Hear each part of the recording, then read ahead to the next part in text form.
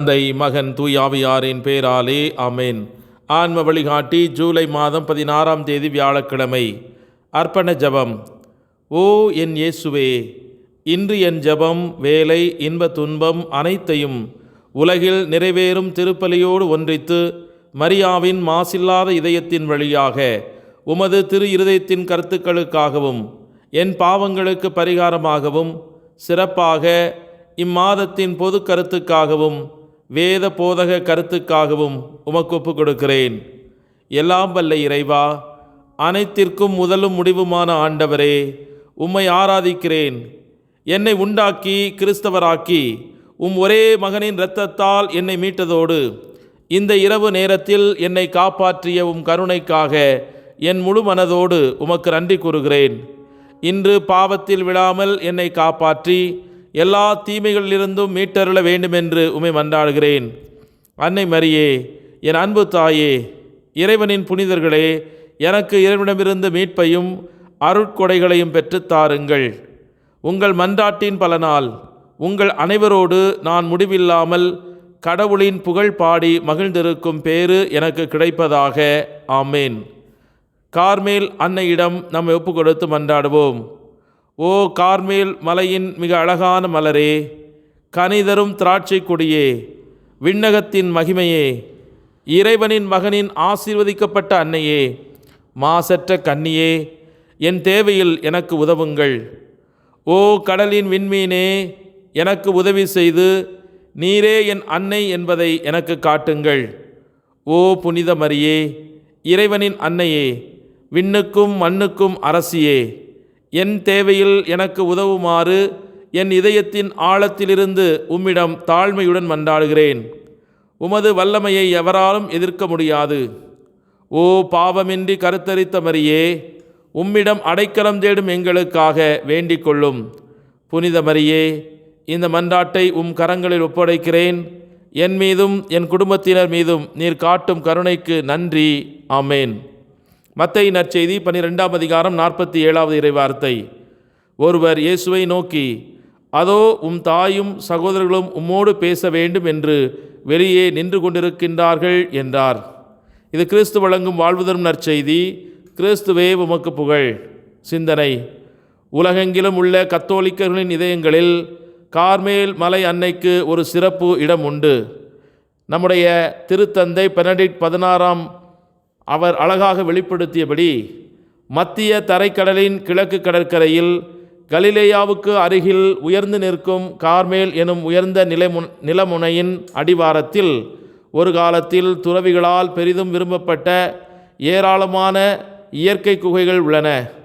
இந்த இறை மனிதர்களில் மிகவும் புகழ்பெற்றவர் மாபெரும் தீர்க்கதரிசியான எலியா ஆவார். இவர் கிமு 9ஆம் நூற்றாண்டில் விக்கிரக வழிபாட்டிற்கு எதிராக ஒரே மெய்யான கடவுள் மீதான விசுவாசத்தின் தூய்மையை துணிச்சலுடன் பாதுகாத்தார். எலியாவின் முன்மாதிரியால் உத்வேகம் பெற்று தியானிக்கும் கார்மலைட் சபை தோன்றியது. இந்த சமய குடும்பம் அவிலாவின் தெரசா, சிலுவையின் யோவான், குழந்தை இயேசுவின் தெரசா மற்றும் சிலுவையின் பெனடிக்டா போன்ற மாபெரும் புனிதர்களை திருச்சபைக்கு வழங்கியுள்ளது.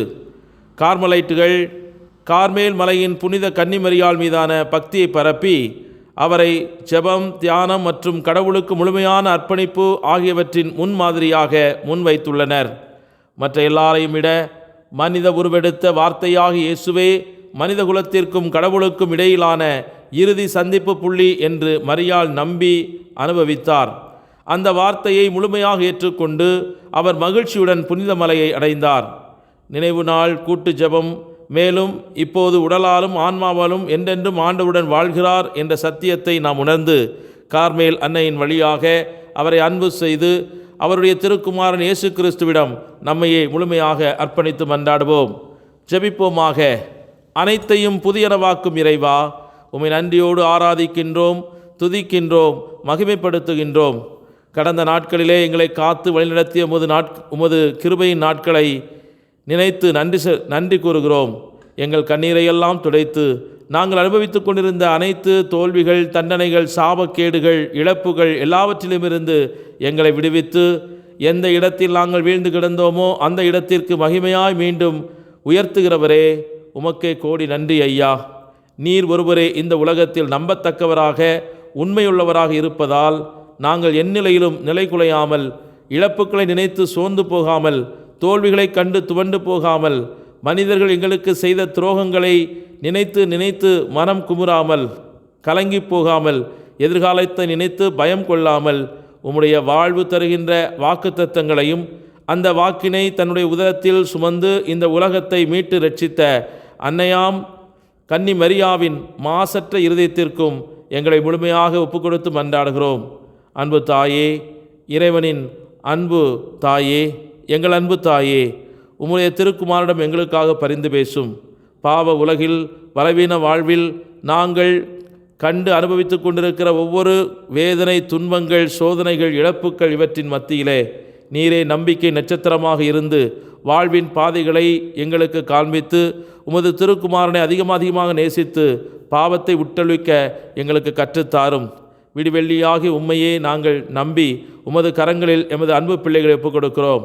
அவர்களை பாவ மாசு எதுவும் அணுகாதபடி நீரே அவர்களை வழிநடத்தவும் தூய ஆவியானவரை அவர்களுக்கு பெற்றுத்தரவும் நீர் இன்று திருமணம் கொள்ளும்படியாக நாங்கள் ஒப்புக் கொடுக்கிறோம்.